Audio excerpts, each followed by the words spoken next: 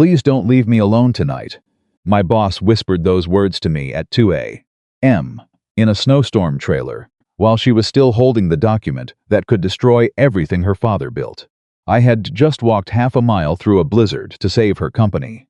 My hands were still numb, my jacket was still wet, and Evelyn Mercer, the woman who signed my paychecks, who never once showed weakness in front of anyone, looked at me across that cold, empty trailer with exhausted, unguarded eyes and said it again. Please, don't leave me alone tonight. I stayed, and nothing was ever the same after that. Subscribe right now and drop your city in the comments. I want to see exactly how far this story travels. I want to tell you something about the night that changed my life, and I want to be honest with you about it from the very beginning. Because if I dress it up, if I make myself sound braver or more noble than I actually was, then the whole story becomes a lie, and you deserve better than that. It was 10:47 at night.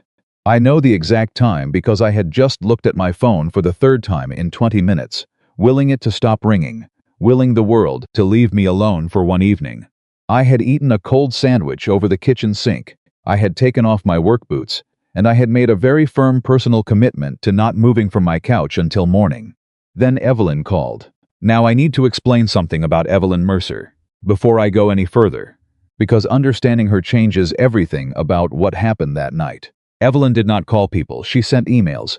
She sent precise, carefully worded emails at 6 a.m. that laid out the day's priorities with the same kind of structured clarity that you would expect from someone who had graduated top of her class in civil engineering and then spent the next decade learning every corner of her father's construction company. She did not call because calling meant improvising, and Evelyn Mercer did not improvise. She planned. She prepared, she anticipated. So when my phone lit up with her name at 10:47 on a Tuesday night in the middle of the worst Colorado snowstorm in 20 years, I sat up so fast I knocked my sandwich wrapper off the cushion onto the floor. I answered on the second ring, Luke. Her voice was steady, too steady. The way a person sounds when they have decided to be calm, and the decision is costing them enormous effort. I'm here, I said. The heating system at the Fort Collins site has failed. I stood up without thinking about it. My body just moved before my brain caught up. How long ago? 22 minutes. The temperature inside the insulated blankets is already dropping. If we lose another 8 degrees before the crew can get there tomorrow morning. The slab cracks, I said. The slab fails, she corrected quietly. We poured that floor 48 hours ago. If it freezes before it finishes curing, we don't just lose the slab. We lose everything beneath it. We lose the schedule. We lose the contract penalty clauses. Luke, we are talking about $600,000 we do not have. I walked to my living room window and looked out. The snow was moving sideways. The street light down the block was barely a smear of yellow in all that white. The roads, and I knew this because I had been monitoring the highway alerts all afternoon, were being closed one by one as the storm worsened. 2 mountain roads already had plows that had been pulled off because the conditions were too dangerous for the plows themselves. I said, what about Rodney or Carter? They both live closer to... Rodney has his daughter's emergency surgery tonight. Her voice didn't change. Carter's vehicle won't start. I've already called 6 people, Luke. You are not my first call. You are my last one. That sentence landed differently than she probably intended. Not because it felt like an insult, I understood completely what she meant, but because it told me something about the night she had already been living before she picked up the phone. She had been calling people for nearly half an hour. 6 people. 6 no's or 6 impossibilities, and then she had gotten to the bottom of her list and found my name. I'm going, I said. The silence on the other end lasted exactly 3 seconds. The highway past mile marker 12 is closed. You'll have to park and walk the last section. How far? Half a mile. Maybe a little more. I looked at my boots on the floor beside the door. Any idea what's wrong with the system? The generator is running, but the heating output is failing. My best guess is the fuel lines. The diesel may have thickened in the cold. I was already pulling my coat from the hook. The fuel filters are probably gelled. I know how to fix it. I know you do, she said. That's why you're the last call. I heard something in those words that I did not know how to name yet. Something that was not quite gratitude, and not quite apology, and not quite something else. I filed it away and didn't examine it too closely. I had work to do. I'll call you when I get there, I said. Luke, a pause brief and unusual. Be careful, always am. I hung up and went to work. I will not pretend that drive was anything other than one of the worst 40 minutes of my life. The snow wasn't falling, it was attacking. It came in horizontal sheets that hit the windshield so hard I could feel the impact through the glass, and my wipers were fighting it and losing. I drove with both hands locked on the wheel, following the reflector posts on the shoulder because the lane markings had disappeared under 6 inches of packed white in the last hour alone. I was thinking about the concrete. I was thinking about what a failed slab meant, not in abstract financial terms, but in real ones. I had been with Mercer Ridge Builders for 4 years. I had watched Henry Mercer, Evelyn's father, build this company from a 2-crew operation into one of the most respected mid-size contractors on the Front Range. He had done it by doing things right, by never cutting corners, by looking his workers in the eye when he shook their hands on payday. Henry had died 8 months ago. A heart attack. Fast and without any warning, the way those things happen when they are most cruel. He had been standing in the company yard on a Wednesday afternoon, talking to his foreman about a materials order, and then he was on the ground. And then he was gone. Evelyn had stepped into the role, without asking whether she was ready. She had simply stepped in, because the alternative was that the company and the 30 people who depended on it would have no one at the wheel. I had watched her earn that chair, day by day and decision by decision, for 8 months. And now she was sitting somewhere in this storm, watching the temperature data on a concrete slab drop degree by degree, unable to get there herself because she had spent the last 48 hours at a bank meeting trying to keep the company from foreclosure.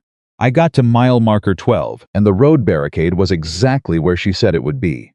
I pulled to the shoulder, left my hazards on, and loaded up. 2 5-gallon fuel containers, a bag of tools, filter wrench, replacement filters I had thought to grab from my garage, hand warmers, electrical tape, a headlamp, an extra pair of gloves. I put my head down and walked. I want to tell you about that half mile. The snow was above my ankles and in some drifted sections up to my knees. I couldn't walk in a straight line because the wind kept pushing me sideways, and the fuel containers were heavy enough that every gust threatened to sit me down in the snow, whether I wanted to sit or not. I couldn't feel my left hand after the first 10 minutes because one of my gloves had a split at the seam that I had been meaning to fix for 3 weeks and had never gotten around to.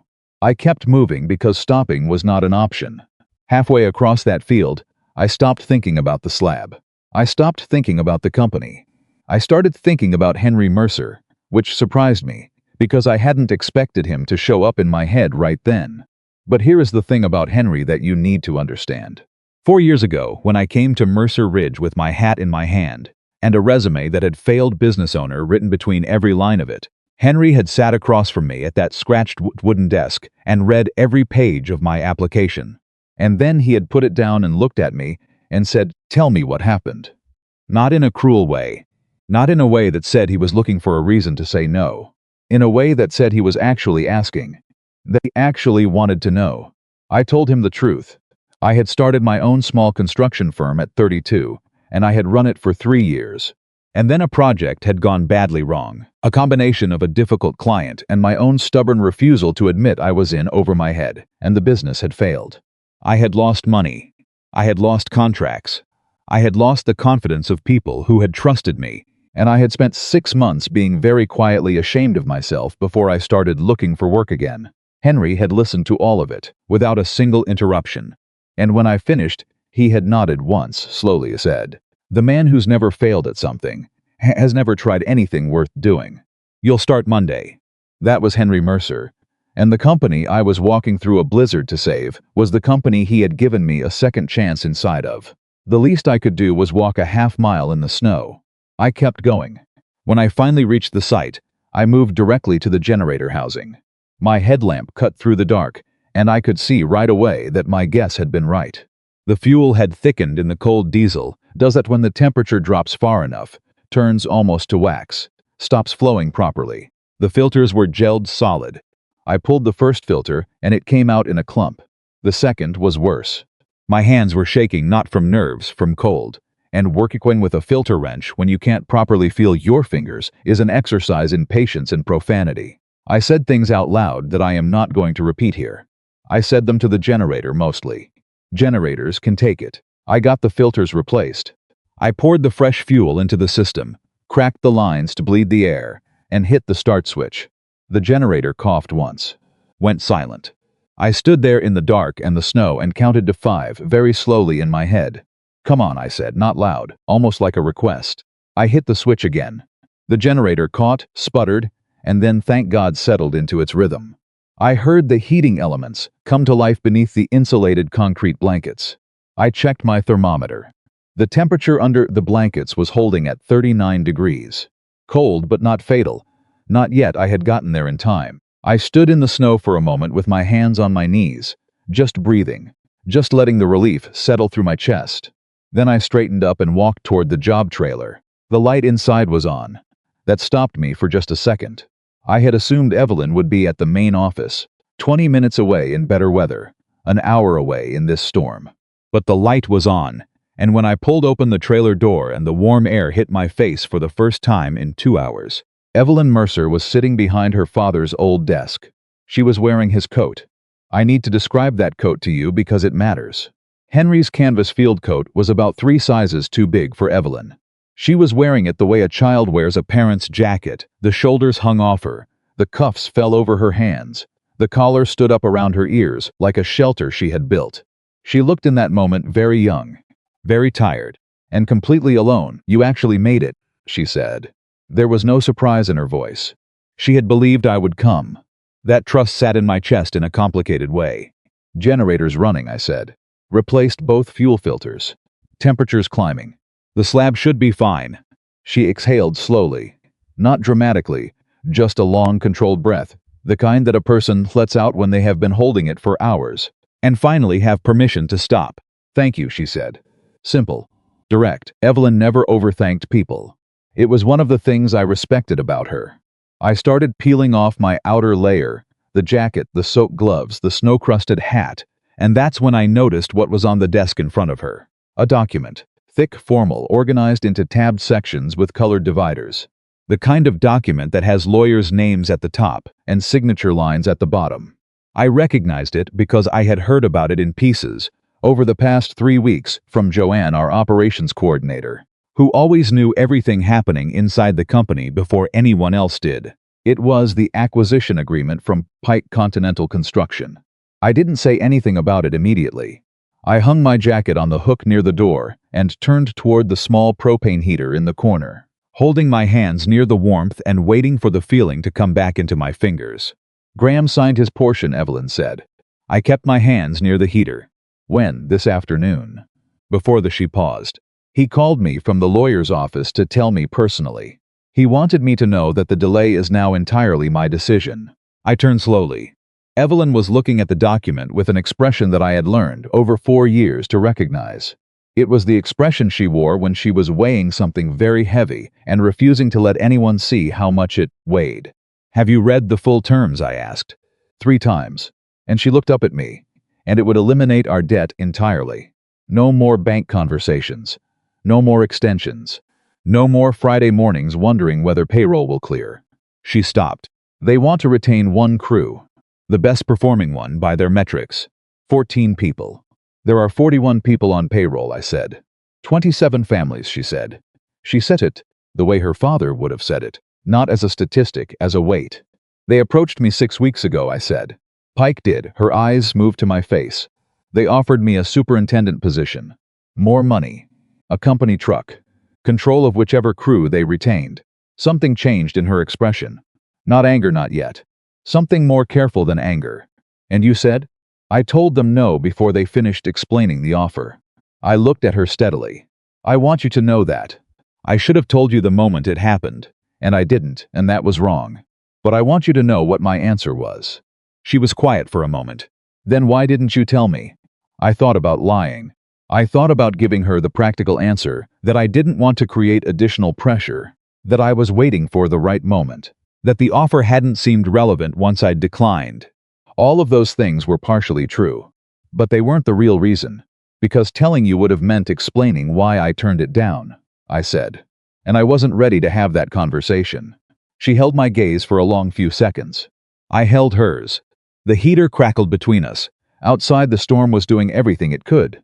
Then she looked back down at the document, and whatever had been briefly open in her face closed again, not harshly, just carefully. The way a very private person recalibrates themselves after something private slips out. "I have 12 weeks of confirmed work," she said. "After that, I'm bidding blind into a market that's already decided. I'm a grieving daughter, playing dress-up in her father's company. That's not what this company thinks of you. That's what the market thinks." She pressed her fingertips against the edge of the acquisition agreement. "Graham says I'm being sentimental. He says Dad would have taken the deal. Would he?" She didn't answer right away. She looked at her hands, the cuffs of Henry's coat folded back over her wrists. Then she said very quietly, "No, he wouldn't. But I can't tell Graham that because Graham never really knew him the way I did. He knew the company. He never knew the man." That was the most personal thing Evelyn Mercer had ever said to me in 4 years of working together. I didn't fill the silence. I had learned slowly and imperfectly that some silences don't need filling. After a moment, she said, "I should check the temperature readings." "I'll do it," I said. "Sit down." She looked at me with a slight tilt of her head, the expression she gave people when they surprised her, and she didn't want to show it. "I'm perfectly capable of, I know you are. Sit down anyway. You've been in that chair since this morning, and it's almost midnight." Another pause. Then slowly she sat back. I pulled on my still damp jacket and went back out into the storm to check the concrete. The temperature under the blankets was 37, 38, 39. Still climbing. I stood at the edge of the slab and watched the numbers and thought about 38 degrees and what it meant for $600,000, and what it meant for 27 families, and what it meant for a woman sitting alone in a trailer wearing her dead father's coat. When I came back inside, Evelyn had made coffee. She set a cup near my side of the desk, not across from her, but near enough that we could both see the acquisition agreement without either of us having to reach for it. "I'm not signing it," she said. "I need you to know that." "Okay." "Graham will threaten to find a way to force the issue. He'll say things to the crew. He'll probably say things to the bank." "Probably." I agreed. "I need to know whether you're going to stay," she said it plainly. Evelyn always asked plainly. She considered anything else a waste of both people's time. "I rejected Pike's offer," I said. "That's my answer." She nodded once, looking at the cup in front of her. "It's going to be a hard 12 weeks. The ones worth doing usually are." The night went quiet then. Not uncomfortably, just quietly. The storm outside was its own sound, the heater, the coffee, the occasional creak of the trailer in the wind. I went out every hour to check the slab. 38, 39, 41, 43. Somewhere around the third check, maybe 2 in the morning, I came back inside and found Evelyn asleep. She had not planned to fall asleep. I could tell that from the way she was sitting upright in the chair, her arms folded on the desk, her head resting on them, the acquisition document still open in front of her. She had simply crossed the threshold from exhaustion into sleep without meaning to. She looked, and I want to be careful with this word, because it matters, human. Not a company president, not a civil engineer, not Henry Mercer's daughter, or Graham Mercer's sister, or the woman the bank called on Friday mornings. Just a person who was very tired and had been trying very hard for a very long time, and had finally, for one unguarded moment, stopped. I set my coffee down on the far end of the counter. I took off my jacket and hung it up again. I pulled the folding chair from beside the filing cabinet, which put me roughly 12 feet from where she was sleeping, and I sat down.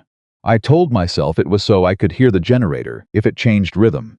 I told myself it was because I needed to be close enough to check the temperature readings on the hour. Both of those things were true. They were not the only truth. But whatever the reason, I sat in that chair 12 feet from her, and I did not close the distance. Not because it occurred to me and I chose against it, because some things are simply not done, and I knew which category this moment belonged in.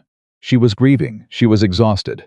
She was under pressure from her brother, from the bank, from the market, from her own expectations of herself. She held my salary, my evaluations, and my employment in her hands. Any movement I made toward her in this moment would not be love. It would be taking advantage of someone who had no defenses up, and I was not that man. I was not going to become that man.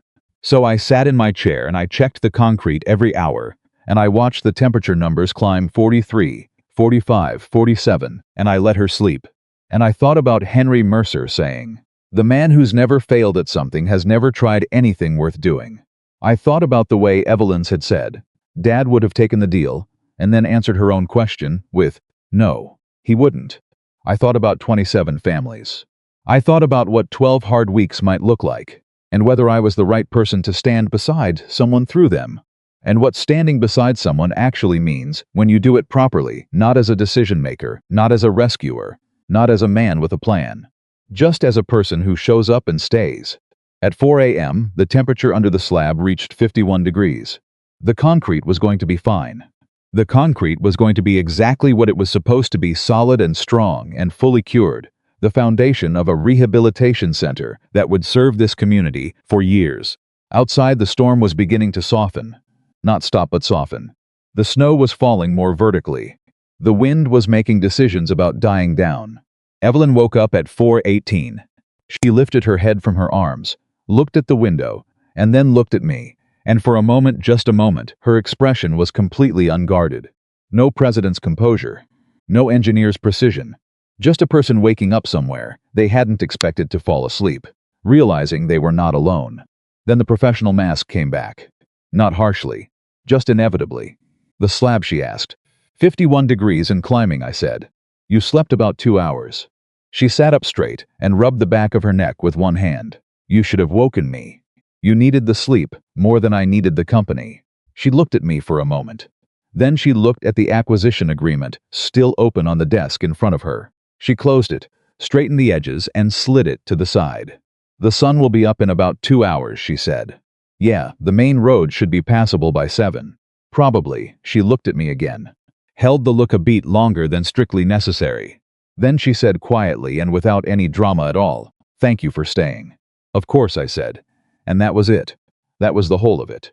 2 words each in the cold gray almost morning of a Colorado trailer with a storm dying outside and a slab curing beneath us. But something had shifted in the room. Something quiet and irreversible, the way concrete shifts from liquid to solid, not in any single visible moment, but steadily, underneath everything in the dark. The sun came up. The slab held. And neither of us was entirely unchanged. I drove home at 7 a.m., through roads that were slushed and salted, and scraped back to gravel in the places that mattered. The sky was the kind of pale washed blue that only exists after a major storm has gone through and taken all the weather with it. The mountains were white and enormous and completely indifferent to everything that had happened in the previous 9 hours. I walked into my kitchen and stood at the counter and tried to figure out how I felt. The concrete was safe. That was good. That was the practical outcome, and it was unambiguously good. 27 families were still employed. That was also good. Evelyn was not going to sign the acquisition agreement. She had said so plainly, and Evelyn did not say things she didn't mean. And I had sat in a folding chair 12 feet from a woman who had asked me not to leave. And I had kept my distance, and I had checked the temperature every hour, and I had watched her sleep, and I had said nothing that needed to be taken back in the morning. I thought about Henry. I thought about second chances. I thought about what Evelyn had looked like when she woke up and found me there, that one unguarded moment before the professional mask returned. The way something in her face said, "Oh, you actually stayed," with a surprise that she immediately tried to put back somewhere private. I put the kettle on. I sat down at my kitchen table. Outside my window, the snow was already beginning to melt at the edges where the sun hit it. 12 weeks of confirmed work. A hostile market, a brother who had already picked his side, a bank on a short leash, and 30 people who showed up every morning, trusting that someone had thought this through. I was not going to be the man who made decisions for Evelyn Mercer. I had figured that out, somewhere around 3 a.m. in that trailer. She didn't need me to fix her company or carry her grief or make her choices easier. But I was not going to be the man who left either. I sat at my kitchen table, and I made myself a cup of coffee, and I thought about the next 12 weeks and what it would mean to stand beside someone without standing in front of them. By sunrise, the concrete was safe. By sunrise, I understood something I hadn't understood when I left my house 9 hours earlier, that some things you walk toward not because you know how they end, but because walking away is the one option that was never really available to you at all. I drank my coffee. I thought about a woman's asleep in her father's coat, the acquisition agreement closed and pushed to the side. I thought about 12 feet and why I'd chosen them, and what they meant. And I thought, whatever comes next, I'm going to have to be very careful to do it right. The morning after the snowstorm, Evelyn Mercer sent Luke an email at 6:03 a.m. It was precise, professional, and completely normal in every way. It covered the concrete temperature readings, the revised schedule for the hospital expansion, and a reminder about the Friday crew briefing. It did not mention the trailer. It did not mention the acquisition agreement sitting on her father's desk. It did not mention the coat, or the coffee, or the words she had said just before she fell asleep. Luke read it twice, sitting at his kitchen table with his second cup of coffee. Then he wrote back a reply that was equally professional, confirmed everything she had asked about, and hit send. That was how they agreed, without ever discussing it, that the night of the snowstorm belonged to a separate category, that it existed outside the normal rules of their working relationship, that it would not be referenced, analyzed, or repeated. Luke told himself that was fine, that it was the right call, that he respected her for drawing that line cleanly and without drama. He believed about 60% of that. The other 40% he left alone. What followed over the next 3 weeks was, on the surface, completely ordinary. Mercer Ridge builders went back to work. The hospital expansion resumed. The concrete floor that Luke had driven through a blizzard to save cured perfectly, and when the inspection team walked across it on a Thursday morning, not one of them had any idea what that floor had almost cost, or what it had taken to preserve it. Luke ran his crews the same way he always did. Early starts, clear expectations, a habit of checking in with every worker individually at least once a day, not about production numbers, but about real things, how the knee was holding up, whether the new guy was settling in, what they needed that they didn't have yet. Henry Mercer had taught him that a crew works harder for a superintendent who knows their names than for one who knows their output numbers, and Luke had never forgotten it. Evelyn, meanwhile, began doing something that surprised everyone who had known her since her father's death. She started showing up at the job sites, not to supervise, not to manage, to learn. She would arrive in the early morning, before most of the crew had their thermoses open, and she would stand beside whoever was running the day's primary task and ask questions. Real questions. Not the questions of someone performing interest, the questions of an engineer who actually wanted to understand why the field did something differently than the plan specified, or what a particular crew's instinct about a load-bearing detail was based on, or whether the materials delivered that week matched what had been specified, or whether someone had quietly substituted something cheaper.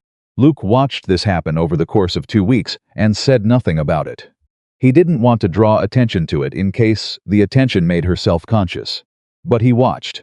He watched her remember that Miguel took his coffee black with 1 sugar, that Rodney's wife had just finished her second round of physical therapy, that the young apprentice named Devon was putting away $300 a month toward trade school certification.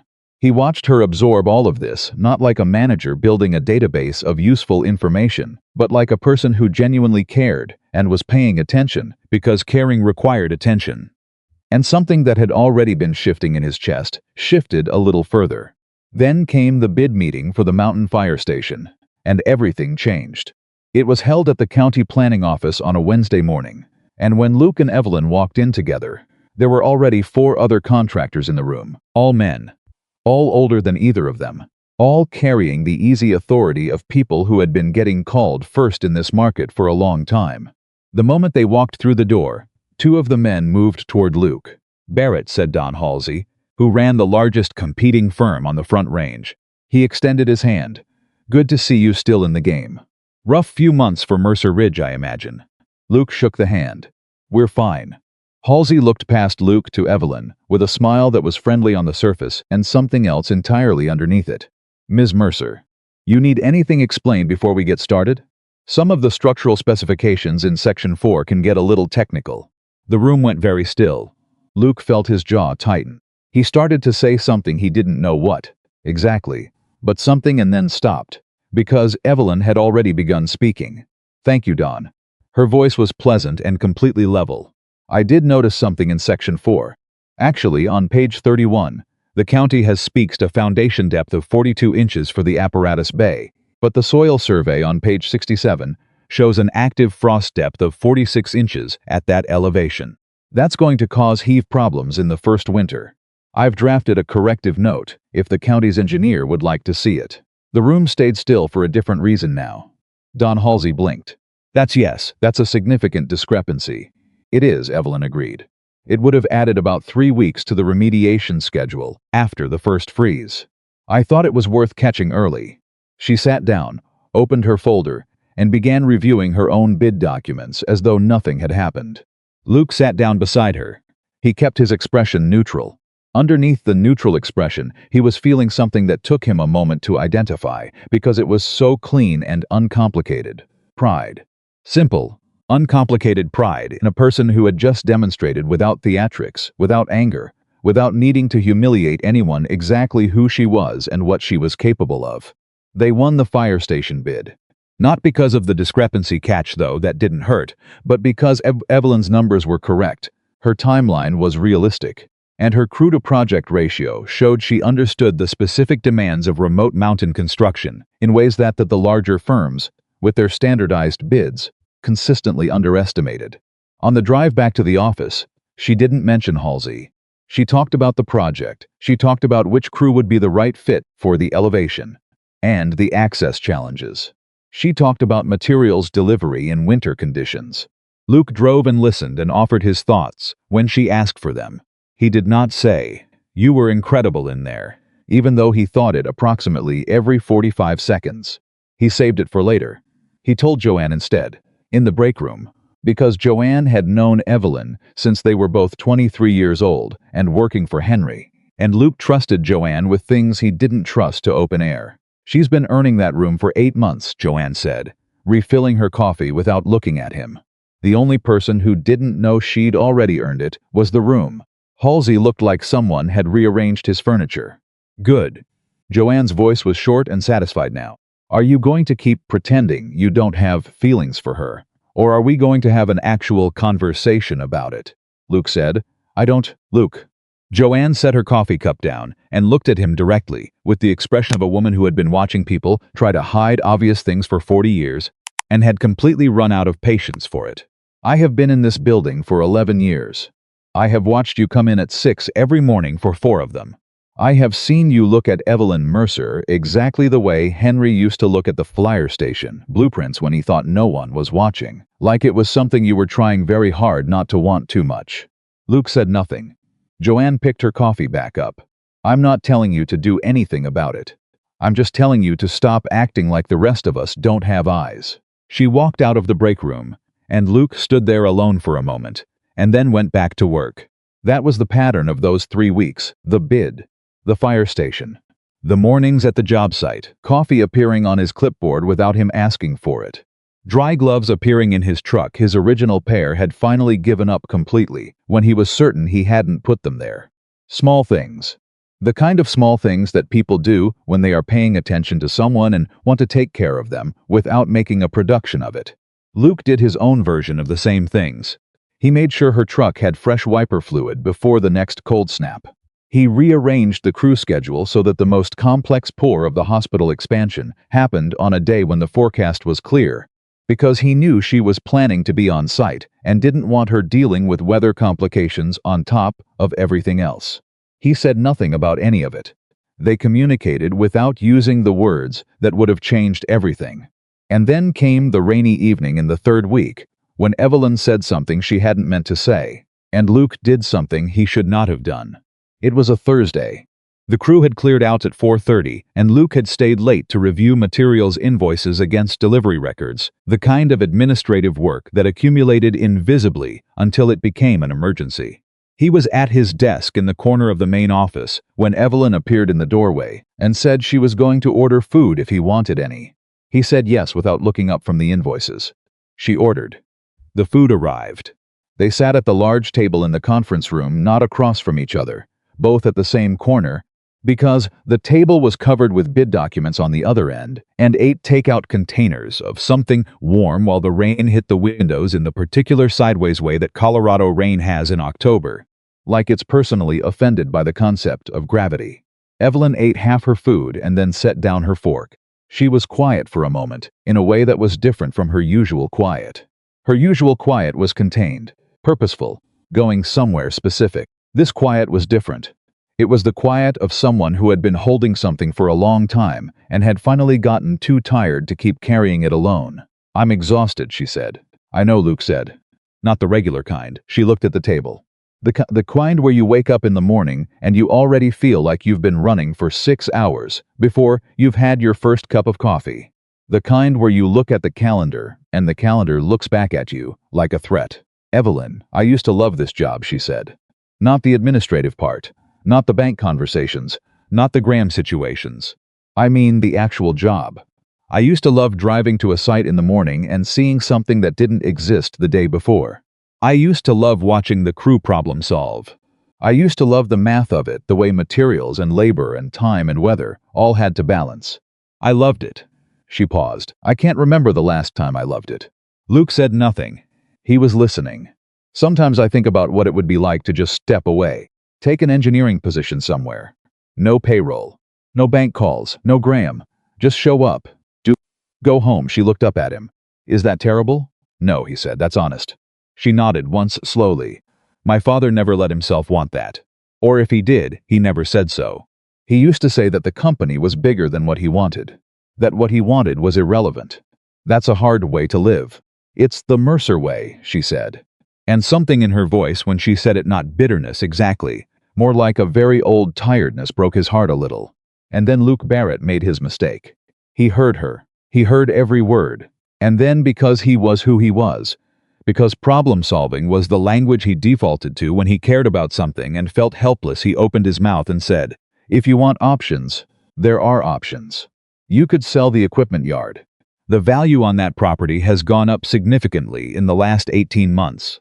That alone could reduce the bank debt by 1/3. Then you restructure the crew count, not eliminate anyone. Just realign the teams and focus on smaller municipal work. The kind your father always thought was below Mercer Ridge's profile, but actually pays reliably and builds relationships. Give it 18 months, and you've got a company that's solvent, stable, and yours to run without. He stopped, not because he ran out of things to say, because he finally looked at her face. Her expression had closed. Not dramatically, she wasn't the dramatic kind. But the thing that had been briefly open in her, the vulnerable and honest thing that had chosen to speak out loud about exhaustion and lost love and secret wishes, that thing had retreated completely. What was left was the professional mask, polished and impenetrable, and perfectly in place. That's very thorough, she said. Her voice was pleasant, measured. A company president's voice, thank you. She picked up her fork and went back to her food. Luke sat there and felt the specific chill of having done something wrong in a way he that didn't fully understand yet, but knew with the certainty of a man who has made enough mistakes to recognize the feeling was going to matter. Evelyn, he started. I have the bid documents to finish before morning, she said. Thank you for the input on the financial structure. It's worth thinking about. That was it. That was the end of the conversation. He drove home in the rain and replayed the whole thing 4 times before he admitted to himself what he had done. She had not asked him to fix the company. She had talked to him. She had trusted him, specifically in that moment, with something she did not say out loud in front of anyone else. And he had taken her vulnerability and turned it into a problem set. He had given her a plan when what she needed was someone to hear her without immediately trying to correct the situation. He sat in his driveway in the rain for 20 minutes before going inside. Over the next 3 weeks, Evelyn communicated with him exclusively by email. Formal, precise, efficient emails that answered questions and gave information, and contained absolutely nothing personal whatsoever. The coffee stopped appearing on his clipboard. The morning visits to his site stopped. She was not cold to him in any way that a third party could have identified or named. She was simply absent, in the specific way that a person is absent when they have decided, quietly and without announcement, to stop being present. The crew noticed. Miguel mentioned it to Luke sideways, framed as a question about the schedule. Devon, the apprentice, asked once whether everything was all right with Miss Mercer because she hadn't been around lately. Luke told them she was busy with administrative work and left it at that. He lasted 3 weeks before he went to Joanne. He told her the whole story. The dinner, the thing Evelyn had said, what he had done instead of listening. He told it plainly, without making himself sound better than he had been, and Joanne listened to all of it with the expression of a woman who is not going to tell you that you did fine when you did not do fine. When he finished, she was quiet for a moment. Then she said, "Do you know how many people in Evelyn's life tell her what to do? I wasn't trying to. Graham tells her to sell. The bank tells her to cut. The contractors on that bid committee talk to you first and explain the specs to her second. Her father's old colleagues send her emails about how Henry would have handled things. Every single day, Luke, there is someone in her world with a plan for how she should run her life. Joanne's voice was not unkind, but it was completely unbending. You were the one person around whom she didn't have to be the president. You were the one person she thought she could say, I am tired and I don't know if I love this anymore. And you gave her a restructuring plan. Luke said nothing. She doesn't need you to save the company, Joanne said. She needs you to hear her without immediately turning what she says into something you can fix. Luke drove to the hospital site that afternoon and walked the slab. He stood on the concrete he had protected in the blizzard and looked at it for a long time. He thought about what Joanne had said. He thought about what he had done and the specific kind of damage that good intentions cause when they override listening. Then he went to find Evelyn. He found her in the company yard, going over a materials delivery manifest with the vendor. He waited until the vendor left. Then he said, Do you have 3 minutes? She looked at him with her professional expression. Of course. I owe you an apology, he said. Not an explanation of why I did what I did, and not a plan for how I'll handle it better next time. Just an apology. You talked to me, and instead of listening, I produced a slide deck. That was wrong. I'm sorry. Evelyn was quiet. She held the manifest in one hand and looked at him. That's it, he said. That's all I came to say. He turned to go. Luke. He stopped. She was quiet for another moment. Then carefully she said, The equipment yard idea isn't wrong financially. He turned back slowly. I know, I'm not saying I'm going to do it. I'm saying the math is sound. Okay, a beat. Then something shifted slightly in her expression, not back to what it had been. Not yet. But a degree in that direction. I'll see you at the site briefing Friday. I'll be there, he said. He walked back to his truck and drove away and told himself that this was progress, that it was enough, that whatever was rebuilding between them was doing so at exactly the pace it needed to, and that the right thing was to be patient and to learn from what had gone wrong and to not make the same mistake again. He believed all of that. What he did not know yet, what none of them knew, was that the real damage had not happened yet. The thing that was going to break open the fragile, carefully reconstructed trust between them was not something Luke had done. It was something Graham Mercer had been planning since the night of the snowstorm, waiting for exactly the right moment to deploy it, in exactly the right place, in front of exactly the right audience. And that moment was coming, faster than any of them could see. It happened on a Friday afternoon, at 4:47 p.m., 13 minutes before end of shift. Luke would remember the exact time for a long time afterward.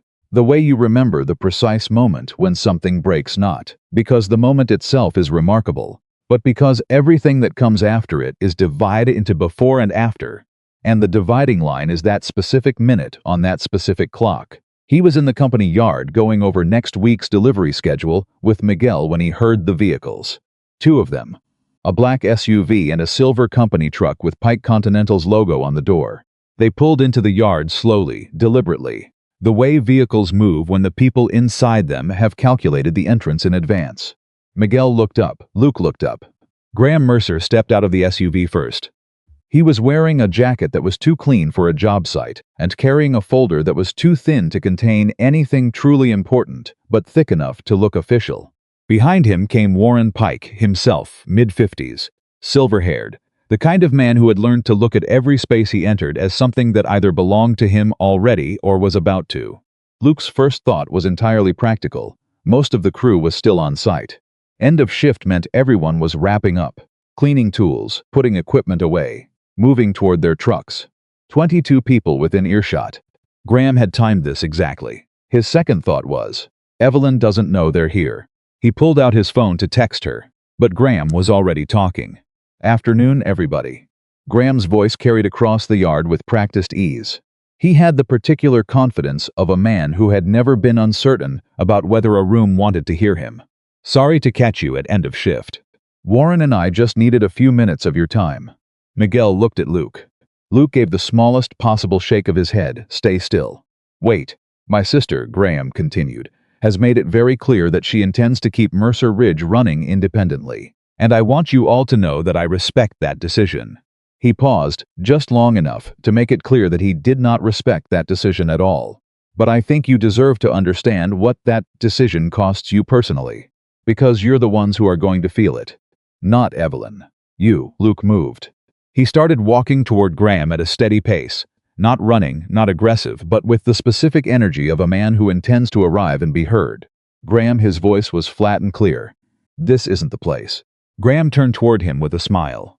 Luke, actually, you're exactly the person I wanted to talk to. Something cold moved through Luke's chest. My sister has made certain choices based on certain loyalties, Graham said. And now his voice had picked up volume, carrying itself deliberately to every corner of the yard. And those loyalties are complicated. Especially when it comes to you. Luke stopped walking. He was 8 feet from Graham, close enough to speak quietly, far enough that he wasn't crowding. Whatever you have to say it to Evelyn. I did say it to Evelyn, Graham said pleasantly. 6 weeks ago. In the lawyer's office. She wasn't interested in hearing it. He opened the folder and removed a document. One page Luke could see with a letterhead he recognized from 20 feet away. Pike Continental. What she didn't tell you is that Warren's team contacted you directly before any of this became a family conversation. The yard was very quiet. They offered you a superintendent position, Graham said. More money. A company truck. Control of the retained crew after the acquisition. He let that sit in the air for a full 3 seconds. And nobody in this yard knew about it. Miguel said very quietly, Luke. Luke did not look away from Graham. I turned the offer down. You did, Graham agreed, with the tone of a man who has been waiting to say the next sentence for a very long time. The question everyone should be asking is why, and whether the decision was made before or after you decided which 14 people were going to be on that retention list. The silence that followed that sentence was of a completely different quality than the silence before it. Luke heard it. He heard it in the way that you hear a sound that shouldn't exist, not with your ears, but with your entire body. He heard the crew hearing it. He heard Miguel's breathing change beside him. He heard the subtle shift of weight as people turned toward each other, toward him. Devon, the apprentice, said it before anyone else.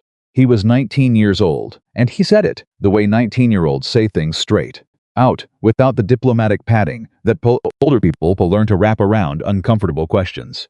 Is there a list? Like, are there names on something somewhere? There was never a list, Luke said. How would we know that? Said a voice from the back of the crowd. Luke didn't see who. He didn't need to. The voice said everything that the rest of them were now thinking. Graham spread his hands in a gesture of helpless regret that was the most carefully constructed thing Luke had seen in years. I'm not here to create conflict. I'm here because these are my father's people and they deserve honesty. Warren's offer is still on the table. For another 2 weeks. After that it expires. Evelyn's 12-week window closes. The bank forecloses. And everyone goes home. Warren Pike had not said a single word. He didn't need to. He was just standing there, patient and expensive, letting Graham do the work. Luke turned to face the crew directly. He did not raise his voice. He did not perform. Calm, he found it from somewhere, because the men and women looking at him deserved actual steadiness, not the theatrical version. There was never a retention list. I turned down Pike's offer the same day I received it. I should have told Evelyn immediately. That was my mistake and I own it. But there was no list, and there are no names. And nobody in this company has been deciding your futures behind your back. Miguel said, why didn't you tell her? And that was the question. That was the actual question underneath all of it. Not the list, not the offer, the silence. Why had he been silent? Because telling her would have meant explaining something. I wasn't ready to explain, Luke said. He said it to Miguel because Miguel deserved a real answer, and because Miguel had trusted him for 4 years, and because some things you can only answer honestly if you've stopped trying to protect yourself. That's my fault. Not hers, he turned back to Graham. You're done here. I'm a minority shareholder in this company, Graham said without moving. I have the right to be on this property. You have the right to be on this property. Luke stepped forward once. Just once. You do not have the right to run a campaign inside this yard. Take your folder, get in your SUV, and have this conversation with your sister in a room where lawyers are present and she can respond. Unless you're afraid of what she'll say. Something flickered behind Graham's eyes. Not anger, doubt. Just a flash of it, quickly covered. Warren Pike put his hand on Graham's arm. We've made our point, Graham. Graham held Luke's gaze for another 3 seconds. Then he closed his folder, nodded once to the crew with his campaign smile still in place, and walked back to the SUV. The vehicles left the yard at 4:58 p.m. Nobody moved for a moment after they were gone. Then everyone moved at once, and the sound of 22 people starting to talk simultaneously was something Luke had to actively stand inside of without flinching. He answered every question that was directed at him. Directly, without decoration. No, there was no list. Yes, Pike had contacted him. Yes, he had declined. No, he had not told Evelyn right away, and yes, that had been wrong. He said all of this standing still, in the middle of the yard, without retreating to his office, or asking anyone to wait or requesting that they discuss it later. Evelyn arrived at 5:06 p.m. She had gotten his text a single sentence, "Graham and Pike are in the yard," and had driven from the bank meeting in 9 minutes, which was 4 minutes faster than the route normally allowed. She stepped out of her truck and read the yard the way Luke had learned. She read every situation quickly, completely, arriving at the essential facts before most people had finished taking in the details. She looked at the crew. She looked at Luke. She looked at the empty space where Graham's SUV had been, visible in the slight disturbance of the gravel. "Who wants to tell me what happened?" she said. Nobody spoke for a moment. Then Miguel told her. Straightforward, unembellished, the way Miguel did everything. He told her about the offer, the list accusation, Luke's response, and Graham's exit. He did it in under 2 minutes. Evelyn listened to all of it without interrupting. Her expression did not change during any of it. That was the thing about Evelyn. Under real pressure she became still. Not cold, not absent still. Like a structure that is taking load and has decided to hold. When Miguel finished, she said, "Luke told you there was no list." "Yes," Miguel said, "he's right. There is no list. There has never been a list." Her voice carried. She didn't need to project it, it just did. Graham is a minority shareholder who has made his preference known and will continue making it known. That is his right.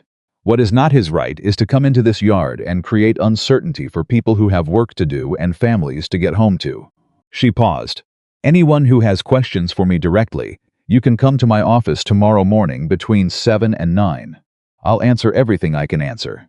The crew dispersed, slowly at first, then steadily. People got in their trucks and left.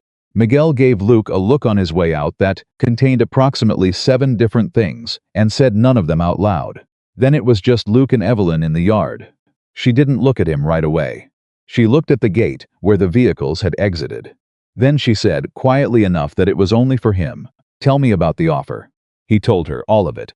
The phone call from Pike's HR director 6 weeks ago. The terms, salary, truck, crew authority. The length of the conversation, which had been under 4 minutes because he had known his answer before they finished explaining the question. The reason he hadn't told her. When he got to the reason, he said it simply. "Telling you about the offer meant explaining why I turned it down. And why I turned it down was personal.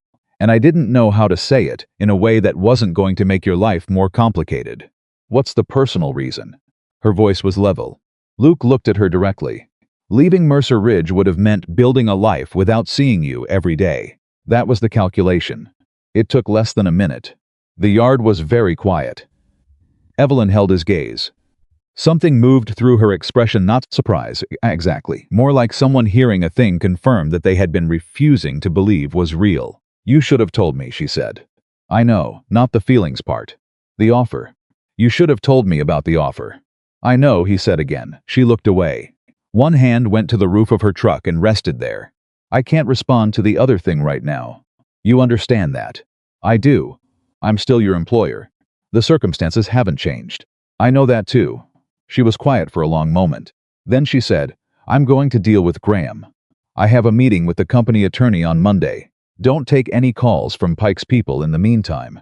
"Already planned on it," he said. She got back in her truck. He stood in the yard and watched her drive out. For 3 days after that, they communicated about work through email only, the way they had during the 3 silent weeks that now felt like a different era. Precise, professional, efficient. Luke ran his crew. The hospital expansion continued. The fire station bid moved into the planning phase. And then, on the 3rd day, a Wednesday evening, Evelyn walked into the unfinished hospital wing, where Luke was doing his end-of-day walkthrough alone, and she closed the door behind her, even though there was no door yet, only a framed opening, and the closing of it was entirely symbolic and entirely understood by both of them. "I have something to say," she told him. "Okay," he set down his clipboard. "You did it again." He said nothing. He waited. "You decided something privately and then showed up with the finished result." Her voice was controlled, but underneath it there was something sharp and real and important. "You decided the offer wasn't worth mentioning. You decided explaining why would complicate things.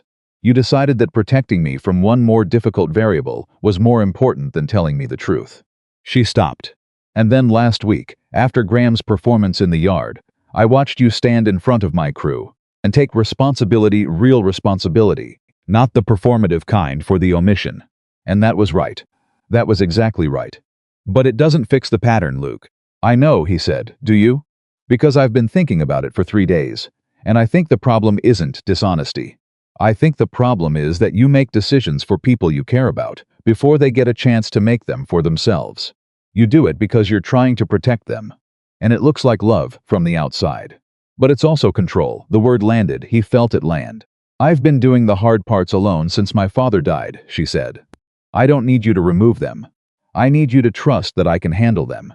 He stayed very still. "You're right," he said. "Not as capitulation. As recognition. The specific recognition of a person who has just understood something true about themselves that they were not entirely ready to understand." "I'm going to deal with Graham," she said. "I've already started. I'm not going to tell you the specifics of the plan because I need to make this decision without the input of someone who turns my vulnerabilities into action items. No offense. None taken. When it's done, we'll talk." She picked up her jacket from the workbench beside her. "The feelings part. Okay," he said. "I need you to keep running your crew. I need you to not do anything dramatic or self-sacrificing in the meantime. No resignations, no unpaid leave, no heroics." He almost smiled. "Joanne told you." "Joanne tells me everything." She moved toward the framed opening that was the doorway. "She also told me something else." "What?" Evelyn paused in the frame.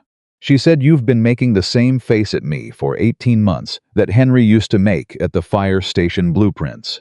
She looked at him. She said it was the look of a man trying very hard not to want something too much. Luke said nothing. "She's very perceptive," Evelyn said. Then she walked out. Luke stood alone in the unfinished wing for a long moment, looking at the framed opening she had walked through, thinking about what she had said and what she hadn't said and what came next. He thought about the word control. He thought about how many of his silences had been methods of managing risk, not dishonesty, but a specific kind of avoidance that looked like restraint from the outside. He thought about the way he had handed Evelyn a restructuring plan on the night she needed to be heard. He thought about the way he had kept Pike's offer private in order to protect a conversation he wasn't ready to have. He picked up his clipboard. He walked out of the unfinished hospital wing into the cold Colorado evening. Over the next 5 days, Evelyn Mercer moved. Luke watched it happen in pieces, through the operational updates that Joanne relayed, through the movements in the company yard, through the quiet efficiency of a woman who had decided exactly what she was going to do and was no longer asking anyone's permission to do it. She met with a company attorney on Monday. She called a number at the bank that was not the Friday morning number, a higher number, a different office on Tuesday. On Wednesday, she had a private meeting with someone from a commercial real estate firm that nobody was told about in advance. On Thursday morning, Graham called the office 3 times before 10 o'clock. Joanne took all 3 calls. She told him, each time, that Evelyn would return his call at her earliest convenience. She said it with the warm professionalism of a woman who has completely made peace with the fact that she is never going to return this call. Luke ran his crew. He did not call Evelyn. He did not email anything that wasn't strictly operational. He checked the concrete temperatures at the hospital site every morning out of a habit that had started in a snowstorm and had never fully left him. The numbers were always good. The slab was solid, the foundation true, the rehabilitation center taking shape above it, one framed wall and one poured section at a time. On Friday afternoon, Joanne appeared at the door of the site office, where Luke was reviewing delivery records, and said, "All company meeting." Monday morning, Evelyn's office, but the big conference room. He looked up. "How many people?" "Everyone," Joanne said. "She's calling everyone in." He held her gaze. "Do you know what she's going to say?" Joanne's expression was unreadable in the way that Joanne's expressions were only unreadable when she knew exactly what she was thinking and had decided not to share it. "I know what she did this week," she said. "I'll let her tell you what it means." She left.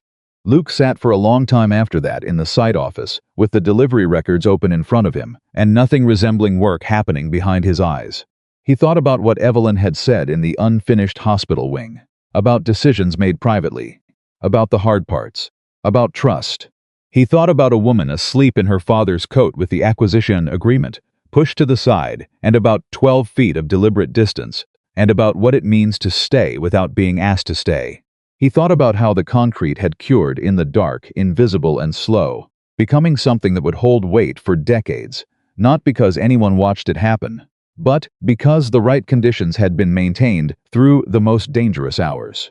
Monday was coming, and whatever Evelyn had decided, she had made the decision herself, without a restructuring plan, without a safety net held open by someone who loved her too much to let her fall and too honorably to say so. Luke closed the delivery records.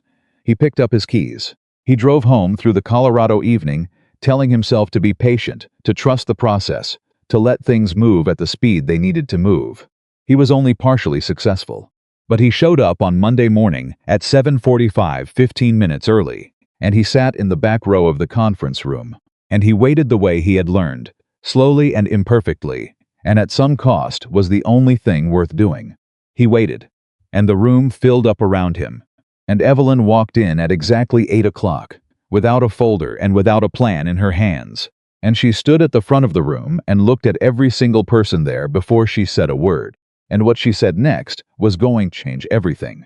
Evelyn stood at the front of the conference room at exactly 8 o'clock on Monday morning and looked at every single person there before she said a single word. Luke counted 7 seconds of silence.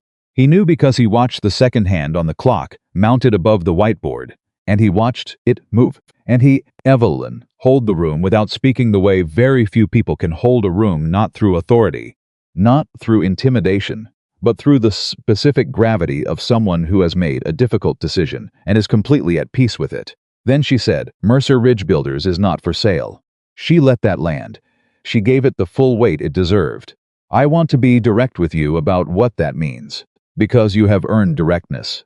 The acquisition offer from Pike Continental has been formally declined.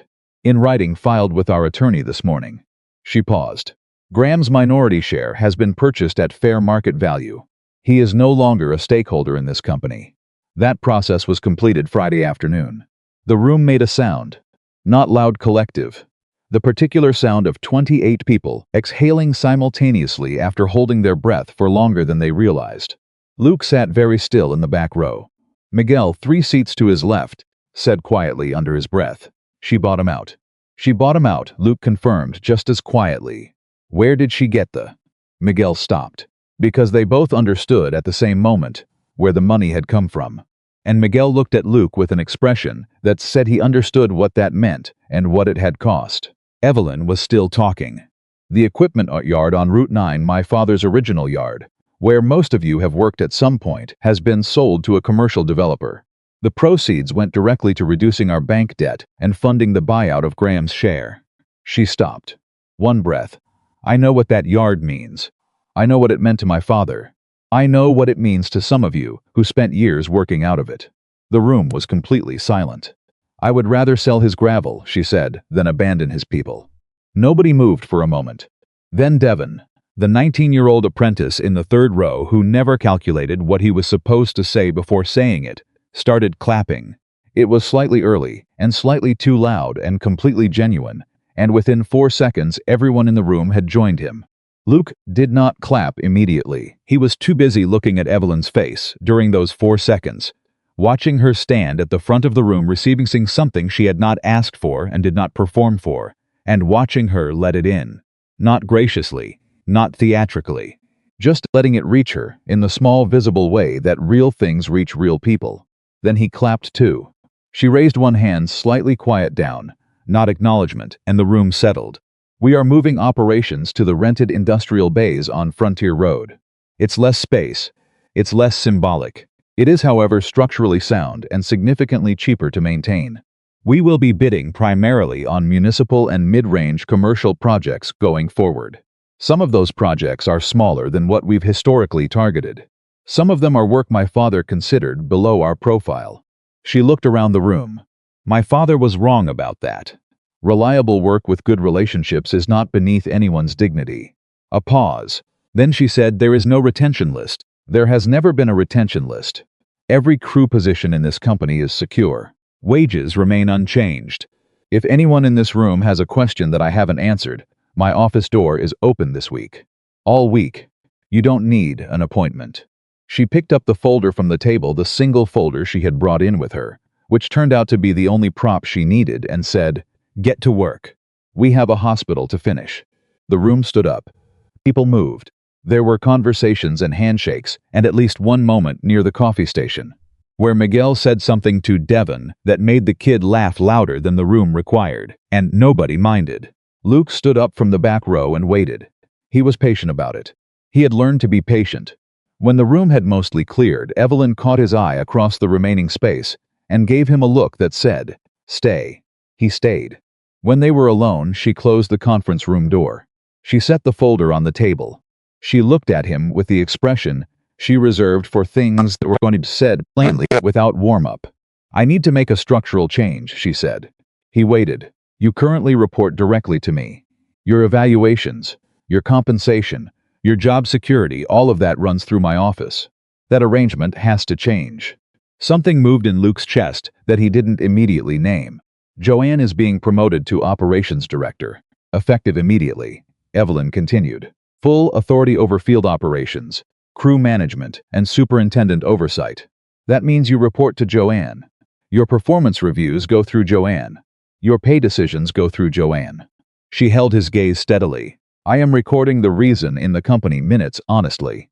Potential personal conflict of interest between the president and the field superintendent." Luke looked at her for a long moment. "You're doing this before any conversations." "Yes," she said, "specifically before. Because I need it to be clean. I need there to be no version of this story in which someone can reasonably say that what happens between us professionally was influenced by what happens between us personally." She stopped. "Or the other way around. Joanne knows." Joanne drafted the restructuring memo herself. A very brief, very controlled smile. She said it was, and I'm quoting directly, "about time someone wrote it down officially." Luke looked at the table for a moment.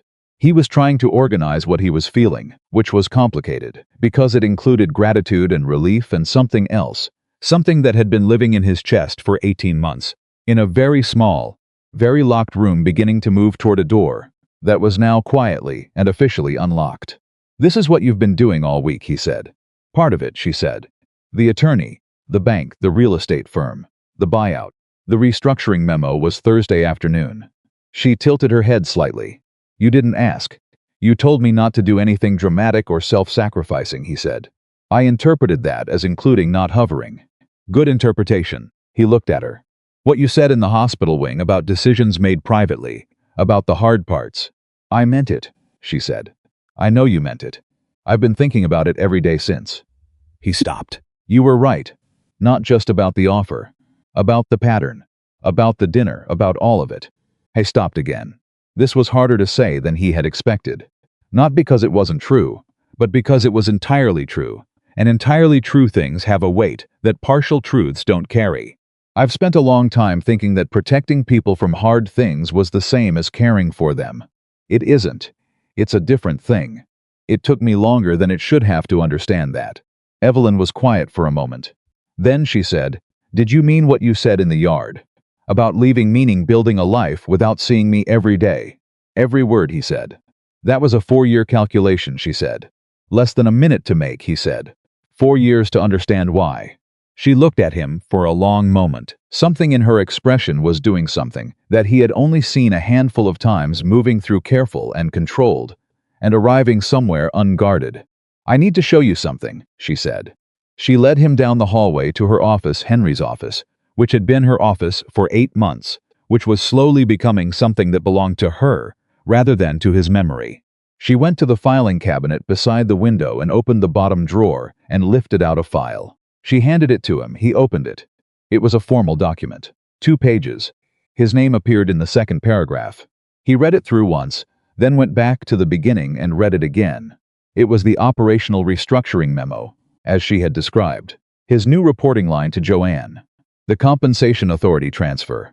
The reasoning, stated honestly, potential personal conflict of interest, proactively resolved prior to the development of any personal relationship between the parties.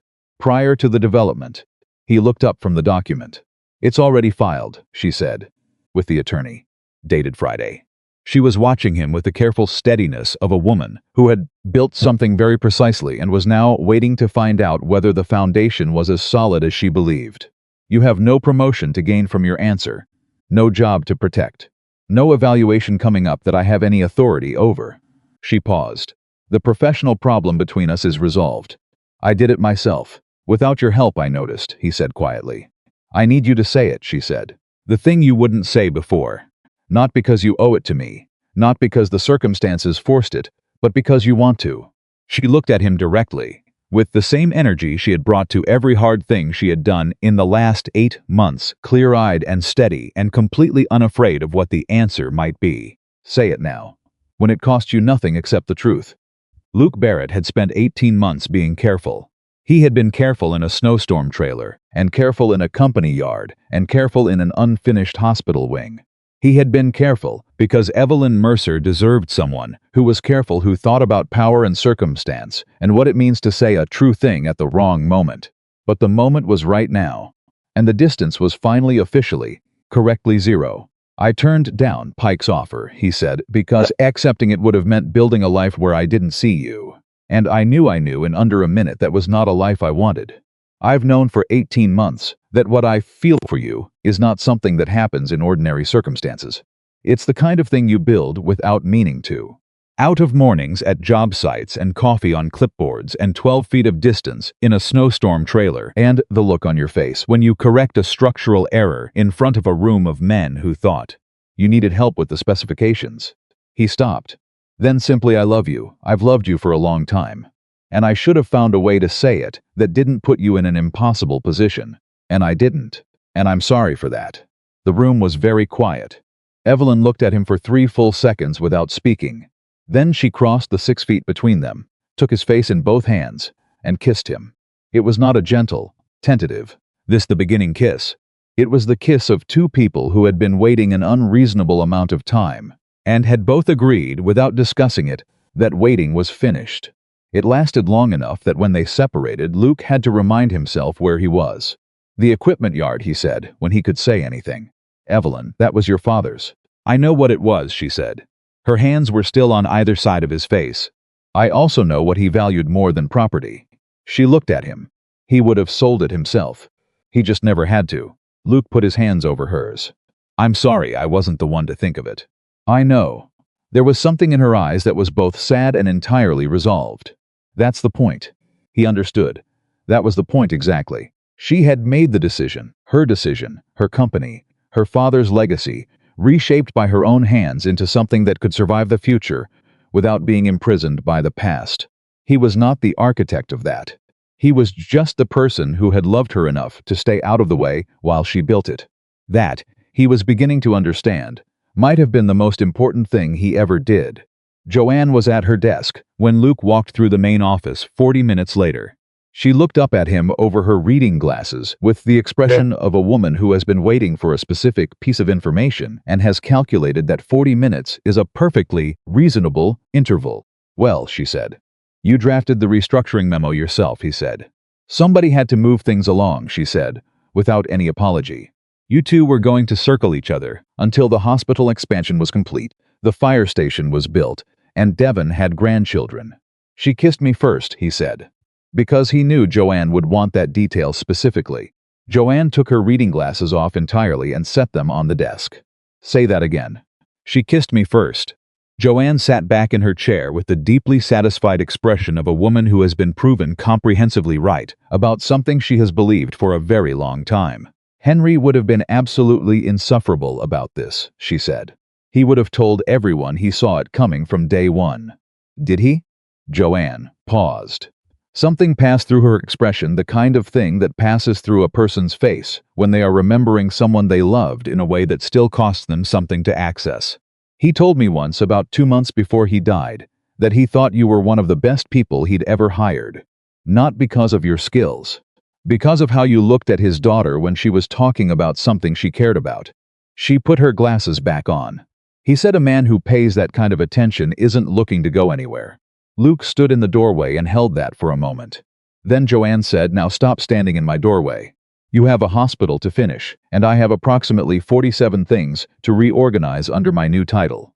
He went back to work. Over the following days, the news moved through the company the way news moves through a small, tight-knit organization. Not announced exactly, but understood. People adjusted. There were no dramatic reactions in either direction.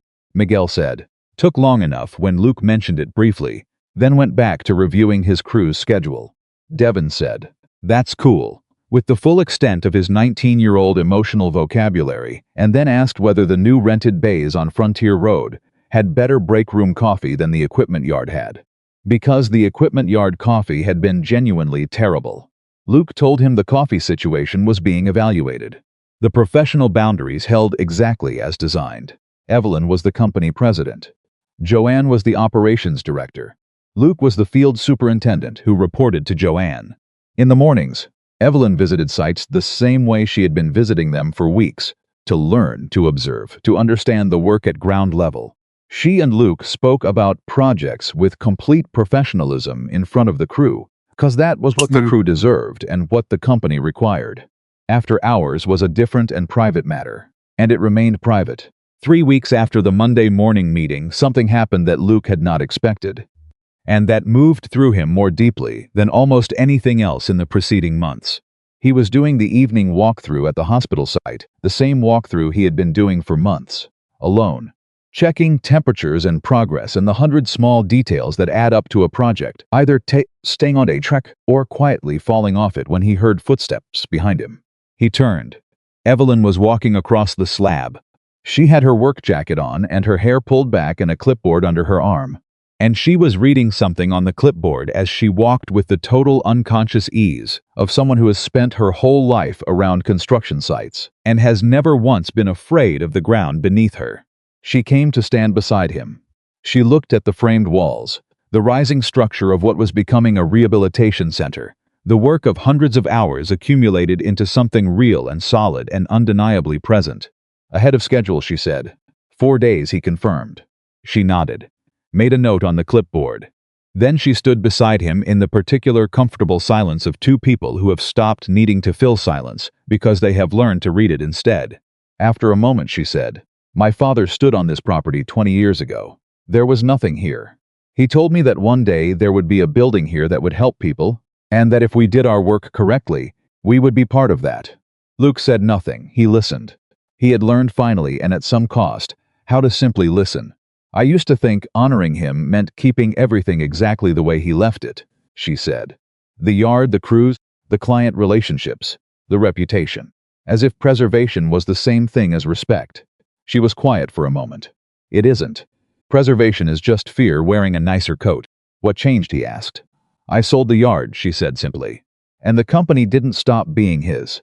The people didn't stop being his people. The values didn't go anywhere. They just moved into a different building." She looked at him. "He was never in the gravel, Luke. He was in the way we do the work."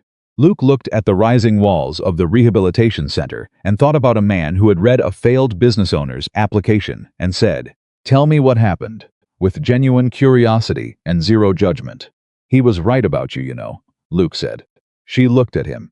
"What do you mean?" "He hired me when nobody else would," Luke said. He said, "The man who's never failed at something has never tried anything worth doing.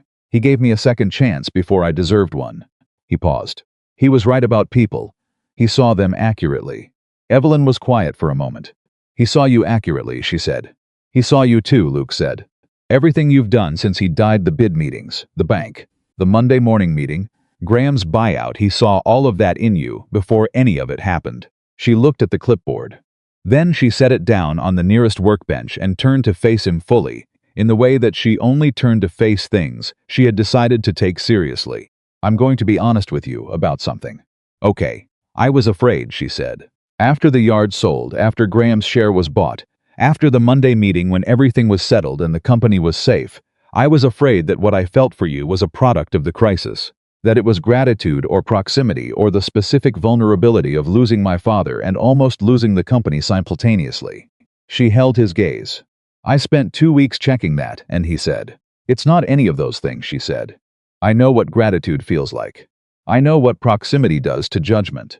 This is something different. This existed before the snowstorm. I just didn't have language for it while my father's desk was still warm and the acquisition agreement was on top of it." Luke felt something settle in his chest. Not relief, resolution. The specific resolution of something that has been uncertain for a very long time arriving at its correct answer. "I know," he said quietly. "I know the difference too." She reached over and took his hand. Not dramatically. Just took it. The way you take the hand of someone who is already yours, and the formality of the gesture has gone out of that, replaced by something simpler and more permanent. They stood on the concrete slab that Luke had saved on the worst night of a Colorado winter and looked at what was being built above it, and neither of them said anything else for a while. They didn't need to. The structure was rising. The foundation was solid. Everything above it was being built correctly, one framed wall, one poured section, one careful decision at a time. Inside the company, the restructuring settled into routine. Joanne ran operations with the brisk efficiency of someone who had been doing the work informally for years and was now simply doing it with the correct title. Luke ran his crews. The hospital expansion moved steadily toward completion. The fire station project began its planning phase with the precision and care that mountain construction required. One Thursday morning, Evelyn walked into the company's rented office space on Frontier Road, smaller than the old location, different smelling, without the decades of accumulated presence that the original building had carried, and hung something on the hook beside the door of her office. Her father's canvas coat. She stepped back and looked at it for a moment. Then she sat down at her desk in her office, in her company, and opened her laptop and began her day.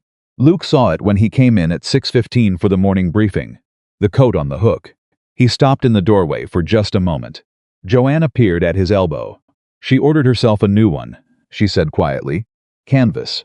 Same style. Fits her correctly. Luke looked at Henry's coat on the hook for another moment. Then he went in and sat down and opened his clipboard and got to work. Some things you don't say out loud. Some things are said completely and exactly by where they're placed and what replaces them. Henry Mercer's coat was on the wall of the company he had built, doing exactly what a legacy is supposed to do, bearing witness without bearing weight. And his daughter was at her desk, in a jacket that fit her, running the company that was now also hers, in all the ways that mattered. Luke looked across the table at her. She was reading something on her laptop with the focused, forward-leaning attention that she brought to things she found genuinely interesting. She had a carpenter's pencil behind her ear that she had picked up somewhere on her last site visit and hadn't put down yet. She looked up and caught him looking. "Morning briefing in 10, she said. "I know," he said. She went back to her screen. Then, without looking up, "Stop looking at me like that before Joanne walks in." "Like what?" he said. "Like Henry used to look at the fire station blueprints," she said. He smiled. He picked up his clipboard. He went back to work. Outside, Colorado was doing what Colorado does in the weeks before winter fully releases its grip: cold mornings, warmer afternoons, the particular unpredictability of a season that has not yet committed to becoming the next one. The sky was enormous and pale, and full of the kind of light that makes every shadow sharp and clean. Inside, the company was working. People were doing their jobs. Plans were being made. Materials were being ordered. Schedules were being kept. And at the front of all of it was a woman in a canvas jacket that fit her correctly, with a carpenter's pencil behind her ear and her father's values intact, and her own future entirely, unambiguously, in her own hands. The hospital expansion was completed on a Thursday morning, 4 days ahead of the revised schedule and 11 days ahead of the original one. Luke was standing on the finished floor of the rehabilitation center when the county inspector signed off on the final walkthrough. The inspector was a man named Gerald Chu, who had been doing this job for 23 years and had the particular professional detachment of someone who has seen too many finished buildings to be visibly moved by any single one of them. He signed the form, handed Luke the copy, shook his hand, and walked out. Luke stood alone in the finished room for a moment. He looked at the floor beneath his feet. Smooth, level, solid in the particular way that correctly cured concrete is solid, not just hard, but settled, at rest with itself. He thought about 10:47 p.m. on the worst night of a Colorado winter, about fuel filters and numb fingers, and a generator that coughed once before it caught. He thought about the temperature readings climbing 1 degree at a time, through the dark hours, 37, 39, 41, while a woman slept in her father's coat 12 feet away from a man who was carefully, deliberately keeping his distance. He thought about what this floor had become. Not just concrete, the foundation of a place where people could come when they were broken, and leave when they were less broken, where physical therapists would help patients learn to walk again, where families would sit in waiting rooms and hold each other's hands and count the days. All of that was standing on a floor that almost wasn't there. He took one more look. Then he pulled out his phone and called Evelyn. She answered on the first ring. Gerald signed off. 20 minutes ago, Luke said. We're done. The silence on her end lasted exactly 2 seconds. Then I'll be there in 15 minutes. She was there in 12. She walked across the finished floor slowly, deliberately, the way she walked across every finished floor, reading it with her feet, with the instincts of an engineer who had learned that floors tell you things if you pay attention. She walked the perimeter. She walked the center. She crouched once near the far wall and pressed her palm flat against the surface. Luke watched her and said nothing. When she stood back up, she was facing away from him, looking at the far wall of the room. He saw her shoulders move once. Just once. In the particular way that a person's shoulders move when they are feeling something significant and managing it quietly. Hey, he said. I'm fine, she said. I know you are, he said. That wasn't a question. She turned around. Her eyes were not entirely dry, and she made no attempt to pretend otherwise, which was its own kind of milestone. Evelyn Mercer, in the early months after her father's death, would sooner have walked into traffic than let anyone see her eyes wet in a professional context. She had learned, slowly and at real cost, that allowing herself to feel things in front of people she trusted was not weakness. It was the opposite of weakness. It was the specific courage that nobody puts on a resume. He would have loved this, she said. He would have been insufferable about it, Luke said. He would have brought every person he knew to look at this floor. She laughed. It was short and a little rough and completely real. He absolutely would have. He would have called the inspector's supervisor to say the inspection went well. She wiped her eye once quickly with the back of her wrist. He called people to deliver good news. Nobody does that. He called me once to tell me a delivery arrived exactly on schedule, Luke said. See, she shook her head. Insufferable. They stood together on the floor that had started everything and looked at the room that had been built above it, and the moment held itself quietly for a little while, the way good moments do when nobody tries to rush them. Then Evelyn said, I need to ask you something. Luke looked at her. Not here, she said, tonight. I'll make dinner. I'm at 7. He looked at her for a moment, reading her expression, trying to determine the category of the thing she was going to ask him. He couldn't read it, which was unusual. After 4 years and all the preceding months, Luke Barrett could read Evelyn Mercer's expressions with a reasonable degree of accuracy. The fact that he couldn't read this one meant she was either hiding it intentionally or it was something genuinely new. Okay, he said. Don't be late, she said, in the tone she used when she was not actually worried about punctuality, but wanted him to understand that the request was real. I'm never late, he said. You were 4 minutes late to the bid meeting in September. There was a truck blocking. The 7 o'clock, she said, and walked out. He stood on the finished floor and watched her go and tried, unsuccessfully, to figure out what she was going to ask him. He arrived at 6:58. Dinner was on the table when he walked in, actual dinner, not takeout containers, which meant she had come home early and cooked, which meant the evening was deliberate in a way that went beyond ordinary. She had made the kind of meal that requires attention and time, roasted chicken, vegetables, bread that had come from an actual bakery rather than a bag. The table was set with the good dishes. Luke sat down. He ate. He waited. She made him wait through most of dinner, which he suspected was partially intentional and partially because she was organizing something in her own mind that needed the organizing time. It was over the last of the bread that she put her fork down, folded her hands on the table, and looked at him directly. I want to talk about the future, she said. Okay, he said. Not the company's future, ours. She held his gaze steadily. She was doing the thing she always did when she had decided to say something true, the particular kind of stillness that meant she had finished deciding, and was now simply delivering. I have been thinking about what I want. Not what the company needs. Not what made sense under difficult circumstances. What I actually want for my life. When the crisis is over and the pressure is gone, and there's nothing left to manage except the actual choices in front of me. Luke set his own fork down. I want to keep building this company, she said. I want to keep doing the work. I want to finish the fire station and bid on the next project and the one after that, and I want to do it as the person I've become rather than the person I was trying to be when I first sat down at my father's desk. She paused. And I want to do it with you. Not in the professional sense, Joanne has that handled, and she is considerably more organized than you are. She really is, Luke agreed. In the other sense, Evelyn said. All the way.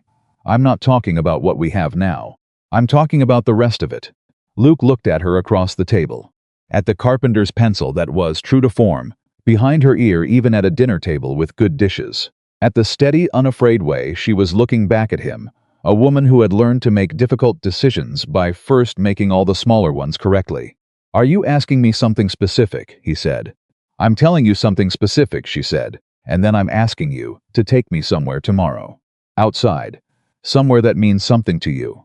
He raised an eyebrow. That's not the direction I expected this to go. I know the smallest smile. I have a plan. You always have a plan. Yes, she said. But this time I'm telling you about it in advance. He laughed. And she laughed. And it sounded like something that had been waiting a long time to sound exactly like that. The place Luke chose was the fire station site. It was the following evening, and the building was further along than it had been even 2 weeks ago, walls standing, roof framing begun, the skeleton of the thing fully visible against the sky.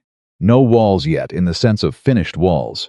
The structure was still open, framed in wood and steel, and the late afternoon sun came through it, the way light comes through something that is almost but not yet complete. They drove up in Luke's truck and got out and walked to the building without saying much. The elevation was enough that you could see the mountains clearly, and the air at this altitude had the particular quality of Colorado high country air, thin and cold and clean, in a way that feels like something is being removed from your lungs rather than added. Luke had been thinking about what he wanted to say since the previous evening. He had drafted it in his head approximately 7 times and discarded 6 of those drafts. The 7th wasn't perfect either. But he had decided finally that the right version was not the polished one. The right version was the true one. He stopped walking when they were standing inside the framed structure on the concrete subfloor, with the mountains visible through the open walls and the sky coming down through the open roof framing. He turned to face her. I want to tell you something about the night of the snowstorm, he said. She looked at him. Okay. When you asked me not to leave, he said, I kept 12 feet between us. You know that. But what I didn't tell you was that the distance wasn't about rules or professional judgment or being cautious. I mean, it was those things. But underneath all of those things, it was this. I did not trust myself to be closer and still behave like the person you deserve to have in that room. He stopped. Because what I felt for you even then was not casual. It was not convenient. It was not something that made my life easier or simpler. It was the kind of thing that once you know it's there, changes the calculation on everything. He looked at her. I kept 12 feet because anything less than 12 feet would have meant acting on something before you had the full freedom to respond to it on your own terms. And you deserve that freedom. You still do. Evelyn was completely still. You saved the company without me, he said. You bought out Graham, sold the yard, ran the Monday meeting, restructured the reporting line, all of it without me. Not because I wasn't there, but because you needed to prove to yourself that you could. And you did. You proved it completely. He took a breath. I have spent 18 months trying to figure out how to love someone who is also my boss without turning that love into either an advantage for me or a burden for her. I don't know if I got it right every time. I know I didn't. But I want to spend the rest of my life getting it right. He reached into his jacket pocket. The ring was simple, not plain precise. An engineer's ring in a sense, the kind that rewards looking closely. He had thought about it for 3 months and chosen it 2 weeks ago, and said nothing about it to anyone except Joanne, who had told him the choice was correct, and then refused to say anything further because she had decided that the proposal itself was not her business, only the ring selection. He held it between his fingers and looked at Evelyn and said, "I rejected Pike's offer because accepting it would have meant building a life where I didn't see you." That was the calculation. It took less than a minute. He paused. That was the right distance then. "I'm asking now whether I can spend the rest of my life closer." Evelyn looked at the ring. Then she looked at him. Then she looked at the ring again, in the way of someone who is making absolutely sure they are fully present for the exact moment they are in. Then she said, "Yes." Not, of course, not the slightly performative version. Just yes. Direct and complete and entirely like her. She held out her hand, and he put the ring on her finger. And it fit, because he had measured correctly. Because he was the kind of man who measured things correctly when they mattered. And this had mattered more than anything he had ever measured. They were standing in the unfinished fire station on the concrete subfloor, with the mountains coming in through the open walls and the sunset falling through the roof framing in long orange bars across the actory floor, and it was imperfect and cold and entirely real. Then, from somewhere deeper in the building, a compressor roared to life. They both jumped. Physically jumped. Two adults startled by a machine neither of them had known was there, and the absurdity of it, the absolute ordinary ridiculous unexpectedness of a compressor choosing that specific moment to announce itself, broke the solemnity of the scene so completely that Evelyn started laughing first, and Luke followed about.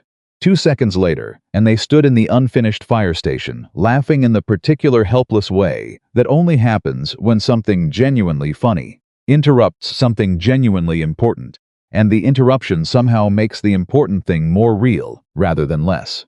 "Was that planned?" Evelyn managed. "Absolutely not," Luke said. "Good," she said. "I would have been worried about you."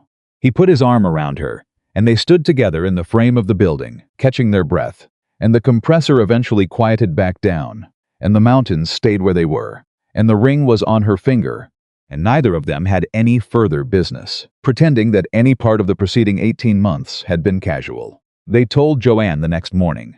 They told her together in her office, which was the correct way to tell Joanne anything significant, because Joanne's office was the room in which she processed information most efficiently, and with the least chance of someone getting away with an incomplete version of events. Joanne looked at the ring. She looked at Luke. She looked at Evelyn. She looked back at the ring. "She kissed you first," she said to Luke. "Yes," Luke said. "She proposed herself," Joanne said. "She told me something specific and asked me to take her somewhere that mattered," Luke said. "I proposed at the fire station." Joanne appeared to find this arrangement entirely satisfactory. "Henry," she said, more to herself than to either of them, "would have called 6 people before noon." "We know," Evelyn said. Joanne stood up and hugged Evelyn first, the kind of hug between two women who have known each other for a long time and been through things together that nobody outside of it fully understands, and then she hugged Luke, which surprised him slightly, because Joanne was not generally a hugger, and the fact that she made an exception told him everything about what the moment meant to her. Then she sat back down, picked up her reading glasses and said, "I need both of you to stop being emotional in my office. I have 47 things to manage, and the fire station delivery schedule doesn't care that you're engaged." They went back to work. The wedding was held in the spring 4 months later, at a venue that Evelyn had chosen with the same precise criteria she brought to every significant decision: practical, meaningful, and unambiguously hers. It was not the kind of wedding that required a coordinator to manage the flowers and a photographer to direct the feelings. It was the kind of wedding that 30 people attend, and all 30 of them remember specifically, because the thing being celebrated was real and visible in the people standing at the front of the room. Miguel was there. Devon was there, in a jacket that fit him, and with the specific self-consciousness of a 19-year-old, at a formal event, which Joanne privately found endearing and refused to tell him. Joanne was there in the front row, in a dress that surprised everyone because nobody had ever seen her in anything other than work clothes, and she wore it with the matter-of-fact dignity of a woman who has earned the right to look however she likes. The ceremony was short, which both of them had requested, because neither of them believed that the length of the words was proportional to the truth of what they meant. When it was done and the room was celebrating, and the noise was the particular joyful noise of people who care about each other in one space at one time, Evelyn slipped away for a moment and went to where Henry's canvas coat was hanging on a hook that she had arranged to have installed specifically for the day. She stood in front of it. She put her hand against it once, briefly. Then she straightened her own jacket canvas, correct size hers, and went back to the room. Luke saw her come back. He watched her cross the space toward him with the particular walk of a woman who knows exactly where she's going and has made peace with what she left behind. He had a glass in his hand and nothing particular in mind to say, and the knowledge, sitting solidly in his chest, that he was looking at the person he intended to spend the rest of his life with. She took the glass from him, drank from it, and handed it back. "That was my drink," he said. "We're married," she said. "The drinks are community property." "I should have read the terms more carefully," he said. "You had the terms reviewed by an attorney," she said. "You're fine," he laughed. She smiled at him. And in the middle of the room full of people who had all been through something together, and had come out on the correct side of it, they stood close to each other, without any particular distance between them, and without anyone requiring that they stay, or asking whether they would. Because some things settle into permanence so completely that the question stops making sense. A year after the snowstorm, on a November night when new snow was moving sideways past the windows, Luke was sitting at the kitchen table with Evelyn across from him, and construction drawings spread between them and the particular comfortable noise of a home that belongs to two people who are glad to be inside it. His phone rang. He looked at the screen. A crew leader from the mountain fire station site, 24 years old, 6 months with the company, a person Evelyn had hired specifically because she saw something in him that she recognized. Luke answered. "What's wrong?" "Generator's out," the crew leader said. His voice was steady. "But I've already replaced both fuel filters and moved the spare fuel inside the heated storage. Temperature under the blankets is holding at 41. I'm going to stay on site until it stabilizes." A brief pause. "I just wanted to let you know." Luke said. "You've got it under control?" "Yes, sir." "Then you don't need me to drive out there." "No, sir, I don't." Luke looked across the table at Evelyn. She was watching him with the expression of a woman who has already understood what the conversation is and is waiting to see how he handles it. "Good work," Luke said into the phone. "Call me when it hits 50. Will do. Good night." He hung up. Evelyn raised an eyebrow. "Fuel filters?" "He already replaced them," Luke said. "Temperature's holding." He moved the spare fuel inside before it could gel. She was quiet for a moment. He thought of the spare fuel. Luke confirmed. She picked up her carpenter's pencil and went back to the drawings. Then, without looking up, she reached across the table and took his coffee, specifically the one he had been working on for the last 20 minutes, and drank from it. "That's mine," he said. She said, not returning it. He watched her work for a moment. The pencil moving across the drawings. The focused forward lean. The complete absence of any sign that she was going to give the coffee back. Outside, the storm continued. Not the kind of storm that closes mountain highways and forces men to walk half a mile through snow carrying fuel containers and replacement filters. Just a steady, ordinary Colorado winter night, doing what Colorado winters do, indifferent to the lives moving through it. Inside, no one had to go anywhere. No one had to be called. No one had to drive through a blizzard to save something from freezing. The company that Henry Mercer had built was in its rented bays on Frontier Road, running correctly, with the right people in the right roles, making the right calls. The hospital rehabilitation center was serving patients. The mountain fire station was nearly complete. A crew leader, 24 years old, was standing watch over a concrete slab in the snow and handling it without needing to be rescued because someone had taught him how, and that someone had learned what teaching actually meant. Luke looked at his wife across the table, at the drawings, at the pencil, at the coffee that was now definitively hers.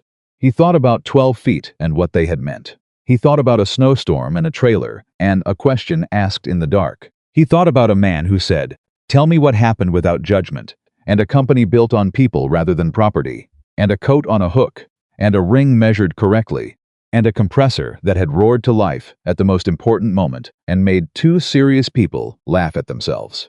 He thought about all the things he had learned to do and all the things he had finally learned to stop doing, and how the stopping had been harder than the doing, and how it had mattered more. He reached across the table and got his coffee back. Evelyn looked up. "Excuse me. We're married," he said. "Community property." She held his gaze for exactly 1 second. Then the corner of her mouth moved in the way it moved when she was genuinely amused and had decided not to hide it. Outside, the snow kept falling. Inside, neither of them had to ask the other to stay. Neither of them ever would again. That question had been answered, not in words, not in a single dramatic moment, but in every small and faithful choice they had made across one difficult year, in the direction of each other, until staying was no longer a decision, but simply the shape of their lives. And that finally was enough. It was more than enough. It was everything.